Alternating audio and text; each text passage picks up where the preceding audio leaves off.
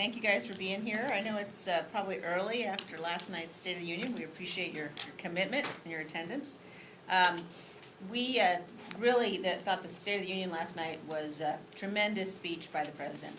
A combination of laying out what he has accomplished, what the Republicans have accomplished across the board with respect to the economy, national security, providing opportunity for all Americans, and talking about what his vision is for the future and laying out a very hopeful and optimistic vision.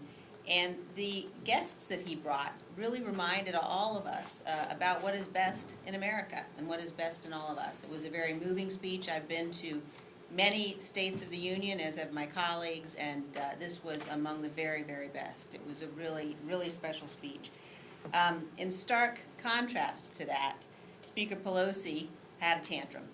She disgraced herself, she dishonored the House, she showed once again that she is an embarrassment, that she is unfit for office, and the American people are going to have an opportunity to make that decision to choose between two visions for the future of this country in November. The contrast couldn't be clearer. The difference between a president who has delivered on his promises, a president who's done what he said he was going to do, a president who has yielded an era of unmatched economic growth, who is rebuilding our military, who's keeping this nation safe, and a party that you saw last night so blinded by anger, so blinded by hatred of this president, that they wouldn't even applaud the most basic common things, common decency, applaud a young girl who's getting a scholarship to go to school, applaud, in some cases, some of them wouldn't even applaud the Tuskegee Airmen. It was a really disgraceful show, and I think that the Speaker capped it all off at the end of the speech. But the American people deserve better, the American people are going to get better, and we feel very, very confident that come November they're going to make the right decision. And Speaker Pelosi's term as Speaker of the House will not go beyond this year. With that, I would like to turn things over to the gentleman from Louisiana, a member of the House Judiciary Committee, and someone who has been on the President's defense team over in the Senate to talk about what's happening in the Senate, Mr. Johnson from Louisiana. Thank you, Liz. Just one comment briefly about last night. The theme of the speech I thought was so appropriate, the great American comeback story. That's exactly what it is that we're celebrating. And I had an aisle seat last night and tapped the President on the shoulder on the way out and told him that I thought the speech was Reagan-esque. It was optimistic, it struck exactly the right tone, and I think it's exactly what the country needed. And as Liz said, by stark contrast, can I be honest with you and tell you, I was just kind of brokenhearted, honestly. I was on the aisle on the left side of the chamber, so I was almost on the Democrat side because we had an overflow. And I was seated so close to my colleagues, and I have a lot of friends, we all do, on the Democrat side. And to me, to look out and see that there's so many Democrats in Congress today that are unwilling to stand for America, literally and figuratively. And it is just a very sad moment, I think, for the country. And Pelosi's antics were just the icing on the cake. And I think the American people see that for what it is, and there'll be a reckoning for it. Today, we will finally get the full acquittal of President Donald J. Trump of this impeachment charade, the sham. We've run out of ways to describe it, but I think the people back home see it for what it is, and I think the U.S. Senate does as well. We've been very pleased with how the defense team handled the case and put on the facts and the law, the evidence, which is all on the side of the president and always has been. And today, we expect a bipartisan acquittal. No one knows the final vote tally yet, but we expect that at least 2, maybe 3 Democrats will come across the aisle and do the right thing and vote to acquit the president. And as we've said all along, the lasting effect of this, if people say, what comes next, what does this mean for the future? The great concern that all of us have is the Pandora's box that's been opened, because the Democrats have decided for the first time in our history, remember, we're 243 years into this constitutional republic, this experiment in self-governance. The founders warned us, hey, that impeachment clause of the Constitution, Article 2, Section 4, is only to be very rarely used. And please, they warned us, in common parlance, what I would say today, please don't ever weaponize that impeachment provision. Because if you do that, it will put the country on a dark road. If you have a single-party impeachment that is used as a way to exact a political vendetta, that takes us down a very scary path. And that's where we are now. They have taken the very high burden for impeachment and trampled it underfoot. And so now every president from now on has to be looking over their shoulder to see if that trigger is going to be pulled on them. And that is what our ultimate concern is at the end of the day. But finally, we'll get behind this, we'll get beyond it, and I think the American people are ready for that. I'll turn it over to our whip, Steve Scalise. Thank you, Mike. Thanks for your leadership with all of our other colleagues that have been representing the president so well in this impeachment, this political vendetta that it clearly has been from the beginning. I'm glad it's going to finally end today, and it's going to end in acquittal. It will be the only second time in our country's history where a majority of senators voted for acquittal because they recognize there was no crime. Every other impeachment started with a crime and then went through to see if it was removable. In this case, there was never a crime. There was the hope by Speaker Pelosi and all of the radical socialist Democrats who started this to try to find something. And they never did, and yet they still put the country through this. And it's a shame that they did it. There were so many really important issues that we could have come together on, things that the president talked about last night, like lowering prescription drug prices, where we came together, Republicans and Democrats, to pass a package of bills out of committee to lower drug prices, and it came out unanimously. The president would have signed that package, but the speaker won't bring those kind of bipartisan bills to the floor because she has been so fixated with her own power, with impeaching the president because she disagrees with the results of the 2016 election, and she's scared to death that this president will win again. And frankly, the president showed last night why he's got such a strong case to make to the nation to get reelected for another 4 years because of what he's done to deliver on the promises that he made in 2016, and now it's working for families across this country. The theme was the great American comeback, and the president gave this optimistic view of what's happening in the country, not for people in Washington and for their power, but how he's empowered people across this country, how he has fought for those forgotten men and women in this country who were left behind by Washington for so long. He's delivering for families who want a chance at the American dream, and that chance at the American dream has never been stronger for people all across this nation in every sector, whether it's the lowest unemployment for African Americans, for Hispanics, women-owned businesses are up. And what did the Democrats do? Do they applaud other people's success? No, they sit down. I thought it was so telling that when we're applauding the success of hard-working families across the country, they're sitting down if it doesn't mean government's not the reason that you're being successful. You're successful because you've actually gone and reached out for your own piece of the American dream. They don't applaud that. I thought it was disgraceful what Speaker Pelosi did last night to rip up the speech. It wasn't just President Trump's speech. It was the names of those military servicemen and women, people who have given their life for our country. She ripped their names up. The Tuskegee Airman, who was recognized as a general, she ripped his name up. The country was watching. It was unbecoming of a Speaker of the House to act that way. And if this is where their party is, I mean, look, they can't even count votes in an election. They're still literally trying to figure out, and maybe they already know, but the fact that they couldn't even get that right in Iowa. Look, their first bill, H.R. 1, tells you a lot about what their priorities are. When we were in the majority and Donald Trump was president, our first bill, our H.R. 1, number one priority, was the Tax Cuts and Jobs Act.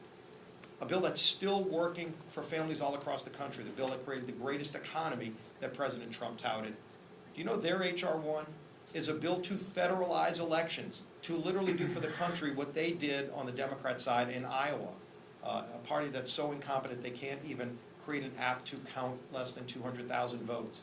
And so I think when you look at this contrast, the president had a great story to tell last night about America, not about power in Washington, but about how giving people their own ability to have the American dream is working for families across this country.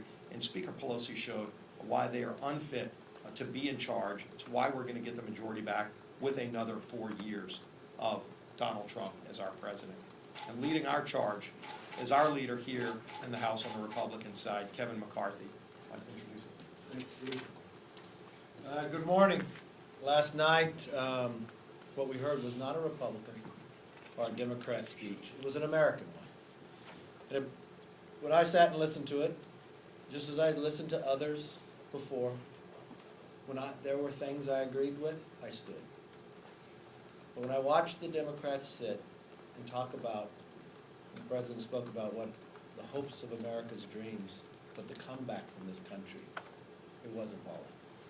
But I watched Nancy Pelosi tear up a speech. She cannot tear up the dreams of a 13-year-old great-grandson of Charles McGee, who watched his grandfather fight against all odds just because of the color of his skin to defend our nation and fly. But with a more perfect union, that he can dream of going to space. Or a soldier returning home to his family, defending our rights and our freedom. Or a single mother who is just like any of us, who would give up anything for a better future for her daughter. Got to hear that she got an opportunity scholarship. This is not partisanship. This is what really brings us together. It's what entwines us as Americans. That tomorrow will be better than today.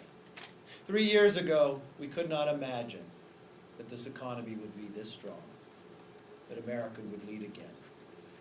But could you only imagine what the next 30 years would be if we had a Congress that wasn't partisan, that actually worked for the best of what America could be? You know, when I sat and listened to the president, I never heard him one time mention impeachment. But when I listened to the Democrat rebuttal, that's where I heard the word. I guess it shows that the partisanship is really driven on one side. Today, the president will be acquitted for life. I hope the Democrats will finally end their desire to impeach this president. I know it's been what they craved the majority for, and what they spent and wasted their majority on. I hope they wake up today knowing that we can be better, that we can work for the next 100 years that this century will be ours. I want to take one moment, though. I want to thank Mike for joining us today, but more importantly, I want to thank Mike for his work when it came to the impeachment, for his work for being able to get the truth out. And as we end this nightmare today, let us pledge, whoever is in power in Congress, that we never weaponize impeachment again, sheerly for your politics and animosity that was displayed by the Speaker last night. Question? Yes, sir. If the president won't shake the Speaker's hand and the Speaker tears up the president's speech, are you okay with that going forward, or is there a remedy? I know the president doesn't drink. Is it time for a beer summit or something to put them together and end this, or are you okay with it? I don't think those two are the same. I don't even know if the president saw the Speaker's hand. I saw him give her the paper, turn around, but to equate those two is fundamentally different. The Speaker, who was given an official document, who chose to tear up Charles McGee's great-grandson's dream, or a soldier returning home, I think if somebody needs to sit down and change, it comes to the Speaker. And I think the actions of wasting a majority, the promise that she made to America, that they would be different. They look to govern together. They believe the minority should have a voice. We've seen none of that. Yes, I think the country is too divided right now. But for that same moment in time, you have a president just with the, if you look at one contrast, signing a United States-Mexico-Canada agreement with China, trying to bring Middle East, all the while, we had House managers on the other side working on impeachment. The only Democrats that had reserved seating were the House managers. That's what they wanted to highlight with their achievements, if there was a message to the American public of what a majority in the House with the Democrats were able to give. House managers. I think they need to have a wake-up call, yes. Yes, sir. Thank you. We understand from the Democratic caucus that the Speaker told them this morning that she was looking for a page in the speech that didn't have a lie in it. And when she didn't find it, she tore up the page, which wound up being all the pages of the speech. What is your reaction to that? Was it a lie that a young mother, single mother, dreamt for her child to go to a better school? Was it a lie that a 13-year-old great-grandson dreamt of going to space because of what his great-grandfather was able to achieve in America? Was it a lie that the policies of a sanctuary city that there were 4 brothers missing Rocky, their oldest brother? Was it a lie that this is the greatest economy we've watched in our lifetime? Was it a lie that this is a blue-collar boom? Or was the only lie that they had nothing to do with it, that they were so driven on impeachment, that that was their only agenda? The president never mentioned it. The president only talked about America, what we've been able to achieve and what we could achieve in the future. It's very sad that a person in that position, next in line to the presidency after the vice president, would, one, tear up a speech in a country that believes in the right of free speech, and in position as speaker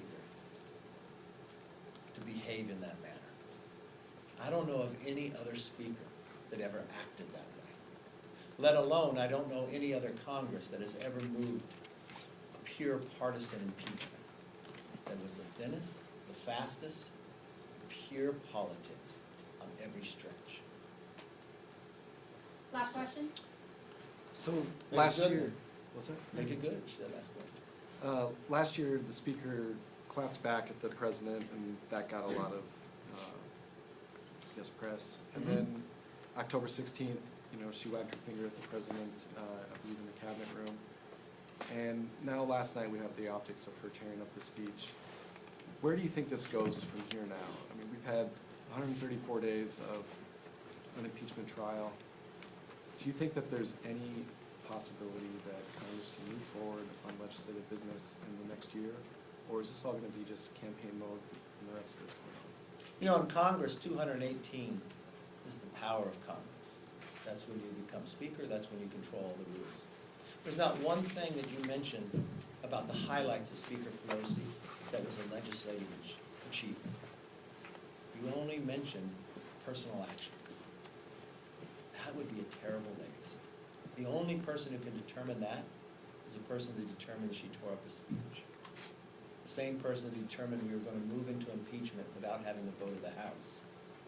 The same person who selected chairs of their committees based upon whether they'd be best to impeach the president. I think their past behavior is the best indication of the future behavior. So the question is really to the American public. Do they want more of the same, or would they like a Congress that would work with them across the aisle, that would put America first instead of blaming America first? I think that's the question come November. And I think, reading the latest polls, I think America's waking up to the lies of this new majority and the wasted time that they have had at their job. Thank you very much.